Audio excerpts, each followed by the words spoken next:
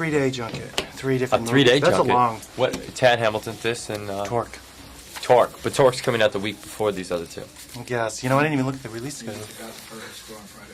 Perfect score on Friday, too. So it's a 4-day junket. 5? No, it's 5. 5 weekend junket. 5 weekend junket? Yeah, we have 5 this weekend. 3 today, though. But anyway, let's talk about your movie. This is a great role for you, completely different than anything you've ever done. Yeah. Were Definitely, it's a risk.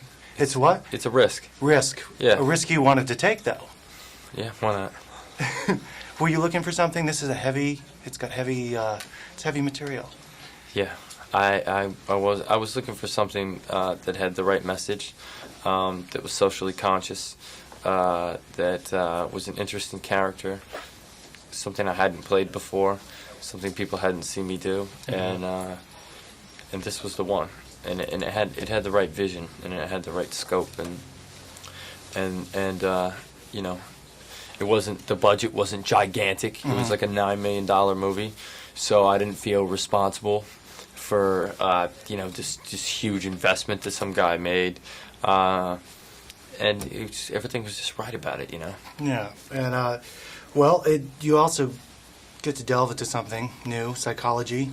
Yeah. Did you look into it a lot? Yeah, I did a lot of study and did a lot of research. I didn't know a whole lot about dissociation disorder or post-traumatic stress disorder or schizophrenia, even for that matter. So, and I felt like this character kind of had in order to ground this kind of supernatural movie, I felt like we really had to be specific with the character's behaviors in order to make him real.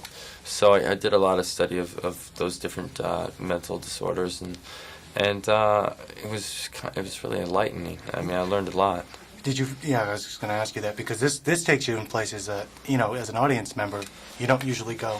Yeah, it takes you to really uncomfortable places, that's and it's that is the metaphor of the movie. That being that in the same way that this character blocks out the things that make him uncomfortable, the traumatic moments in his life, we as a people, as a society, globally, we block out the traumatic things that happen in the world. We don't want to face the fact that some kid that's 5 years old, a 5-year-old little girl's being held up, basically slavery, in a brothel and being prostituted out.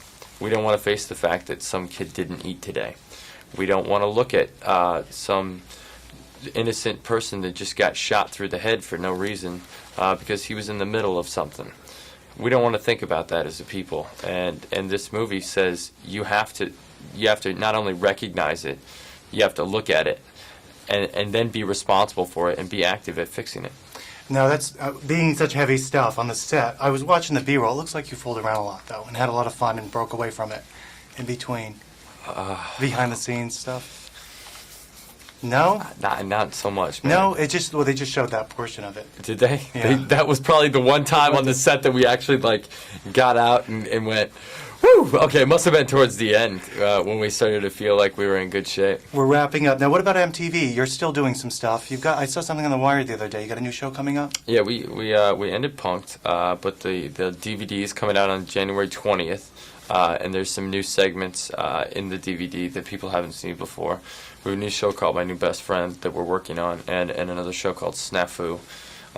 Both very creative, different ideas, so it should be fun. Great. Thanks a lot. Thanks, man. Congratulations.